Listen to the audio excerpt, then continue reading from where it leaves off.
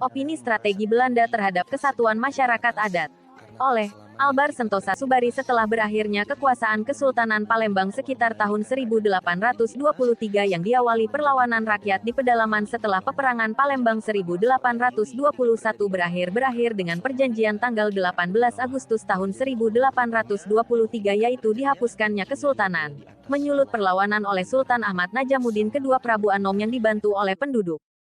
Saat itu terjadilah peralihan kekuasaan semula bersifat sementara dengan sistem pemerintahan tidak langsung, akhirnya terbentuknya pemerintahan langsung oleh Belanda. Saat menetapkan daerah pemerintahan adat terendah pada tahun 1851 terjadi dilema antara dusun dan serikat dusun atau disebut marga. Pengalaman menjadikan dusun sebagai pemerintahan terendah pernah diterapkan di Lampung.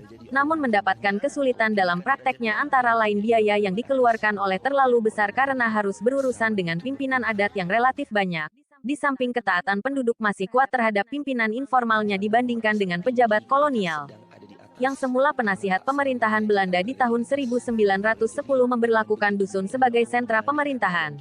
Namun pendirian tersebut berubah di tahun 1919 di mana marga sebagai pusat pemerintahan. Lihat C. Van Vollenhoven.